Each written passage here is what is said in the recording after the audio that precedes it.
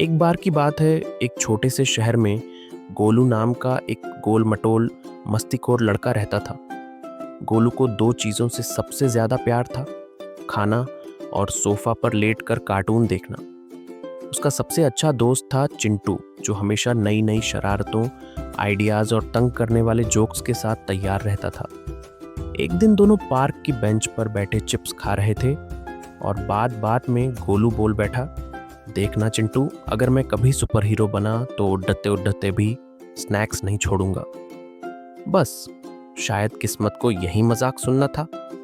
अचानक आसमान से एक तेज चमक हुई और एक अजीब सा चमकता हुआ गैजेट गोलू के बिल्कुल पास आकर गिरा। गोलू और चिंटू दोनों हक्का बक्का रह गए, लेकिन कुछ सेकंड बाद ही दोनों की जिज्ञासा जाग गई। गोलू ने उसे उठाकर ऐसे देखा जैसे कोई नया टीवी रिमोट हो।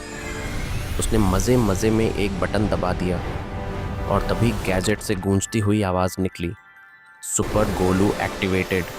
गोलू ने गैजेट को कसकर पहना, आंखें बंद की और बोला, अब मैं आसमान में उड़ूंगा। उसने ज़ोर से छलांग लगाई। एक सेकंड के लिए सच में ऐसा लगा जैसे वो हवा में रुका हुआ है। चिंटू हंसते हंसते बोला, लगता है तेरी फ्लाइट का टिकट कैंसिल हो गया सुपर हीरो साहब। गोलू ने हार नहीं मानी। इस बार उसने आंखें तिरछी करके बोला, अब आएगी मेरी लेज़र बीम।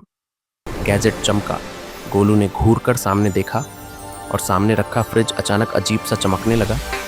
फ्रिज के अंदर रखी सारी आइसक्रीम आदि पिघल गई और दरवाजे से धुआं सा निकलने लगा। गोलू घबरा गया। चिंटू मज़े लेने लगा। फिर गोलू ने तीसरी बार कोशिश की, अब आएगी सुपर स्पीड। एक झटके में वो कमरे से बाहर निकला। सीढ़ियाँ, गली, पूरा मोहल्ला गोल गोल घूमा। चिंटू ने मुस्कुराकर कहा, भाई तेरी पावर तो है पर जीपीएस पक्का ऑफ है। उसी शाम शहर के एक बड़े बैंक में हड़कंप मच गया। डाकू दादा नाम का एक मज़ेदार लेकिन खतरनाक विलेन अपने चेलों के साथ वहां आ धमका। उसने नकाब पहना था पर उसकी जैकेट की चेन आधी खुली थी और बाहर निकला हुआ पेट सबका ध्यान खींच रहा था। वो चिल्लाया, सब लोग ध्यान से सुनो, पैसा नीचे रखो वरना तुम्हारी फनी फोटो बनाकर मीम बना दूंगा। लोग घबरा गए, लेकिन कुछ ने फौरन मोबाइल निकालकर पुलिस और न्यूज़ चैनल को कॉल कर दिया। टीवी पर ब्रेकिंग न्यूज़ चलने लगी, सिटी बैंक में डाकू दादा का हमला, क्या कोई सुपर हीरो बचा पाएगा शहर को। और इसी वक्त गोलू और चिंटू टीवी के सामने बैठे थे। न्यूज़ देखते ही चिंटू ने गोलू की तरफ घूर कर देखा, भाई ये तेरे ही लिए सिग्नल है, अब सुपर गोलू की एंट्री का टाइम आ गया है। गोलू ने आराम से चिप्स का एक और टुकड़ा मुंह में डाला और बोला, यार पहले ये पैकेट तो खत्म कर लेने दे। चिंटू ने सीधा पैकेट छीना और दरवाजे की तरफ दौड़ पड़ा। ऊपर से हल्की गड़गड़ाहट की आवाज़ आई। सबने आसमान की ओर देखा। एक गोल मटोल सा सुपर हीरो ऊपर से उड़ता हुआ आ रहा था, पर जैसे ही वो थोड़ा नीचे आया, कंट्रोल बिगड़ा और वो सीधे एक बड़े होर्डिंग से जा टकराया। उस बोर्ड पर लिखा था, हमारा बैंक है सबसे सुरक्षित।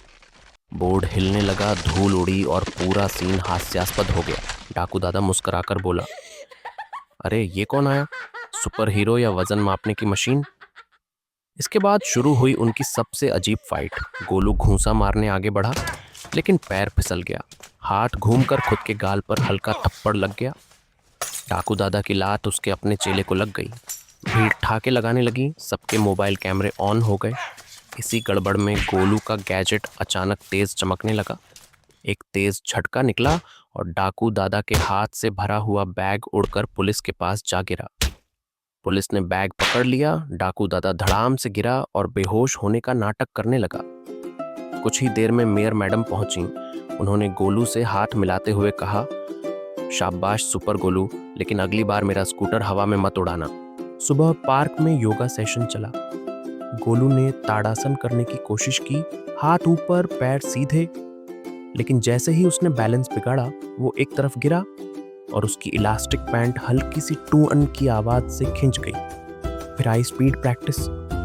गोलू सीधी लाइन में दौड़ना चाहता था, लेकिन सीधा सब्जी वाली आंटी के ठेले से टकरा गया। सब्जियां हवा में उड़कर किसी जादू की तरह वापस टोकरी में गिर पड़ी। अंत में मेडिटेशन की बारी आई। गोलू ने आंखें बंद की, गहरी सांस ली और 2 मिनट बाद ही जोर जोर से खर्राटे लेने लगा। चिंटू ने थककर कहा, भाई, तू सुपर हीरो कम और बुफे चैंपियन ज्यादा लगता है। गोलू मुस्कुराया। हीरो को भी एनर्जी चाहिए ना, इसलिए खाने पर फोकस है। उधर डाकू दादा अपनी हार से बहुत जल चुका था। उसने शहर के किनारे पड़ी एक पुरानी फैक्ट्री में अपने तीनों चेलों को बुलाया। टेबल पर नक्शा फैलाया गया, पुराने बल्ब टिमटिमा रहे थे और बैकग्राउंड में पंखे की जगह गलती से जोर जोर से म्यूजिक चालू हो गया। कुछ सेकंड तक सब डांस करते रहे, फिर उन्हें याद आया कि वो मीटिंग में है। डाकू दादा गुस्से में बोला, उस मोटू सुपर गोलू ने मेरी इज्जत मिट्टी में मिला दी। अब हम उसे ऐसे फंसाएंगे कि पूरा शहर उसे ही दोषी मान ले। और उन्होंने नया प्लान बनाया। इस बार हमला होगा शहर के बड़े पुल पर। डाकू दादा और उसके चेले बीच पुल पर खड़े होकर धमकी दे रहे थे। वहां पहुंच चुके थे। इस बार गोलू थोड़ा कॉन्फिडेंट था, फिर भी दिल में डर भी था।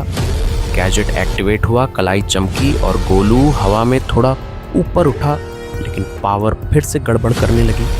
कभी उसकी बॉडी का आधा हिस्सा इनविजिबल हो जाता, खासकर पेट गायब और हाथ पैर हवा में लटके हुए दिखते। डाकू दादा डर के मारे चिल्लाया। इसी बीच गोलू को अचानक जोर की छींक आने लगी। उसने रोकने की बहुत कोशिश की, लेकिन छींक के साथ गैजेट से एक बड़ा सा रंग बिरंगा धमाका हुआ। पर यह धमाका खतरनाक नहीं, बल्कि किसी पटाखे की तरह मजेदार था। इंद्रधनुषी रोशनी चारों तरफ फैल गई। डाकू दादा और उसके सारे गैजेट हवा में उछलकर दूर जा गिरे और उनके कपड़े थोड़े जले जले कार्टून स्टाइल में काले पड़ गए। मेयर मैडम ने लाउडस्पीकर से घोषणा की, धन्यवाद सुपर गोलू, बस अगली बार छींकने से पहले टिश्यू जरूर निकाल लेना। शाम होते होते दोनों फिर से उसी पार्क की बेंच पर बैठे थे जहां से ये सारी कहानी शुरू हुई थी। इस बार गोलू ने चिप्स की जगह जूस पकड़ा हुआ था, लेकिन उसकी आंखों में अब एक नई चमक थी, सुपर हीरो होने की जिम्मेदारी की चमक। चिंटू ने पूछा, तो मिस्टर सुपर गोलू कैसा लगा हीरो बनकर? गोलू ने गहरी सांस लेकर कहा, हीरो बनना आसान नहीं, लेकिन बिना स्नैक्स के हीरो बनना बिल्कुल नामुमकिन है। दोनों की हंसी पार्क में गूंज उठी। उसी वक्त गोलू की कलाई पर बंधा एलियन गैजेट हल्के हल्के चमकने लगा। कहानी यहीं रुकती है, लेकिन सुपर गोलू की शरारती, बहादुर और थोड़ी सी कंफ्यूज्ड जर्नी अभी जारी है।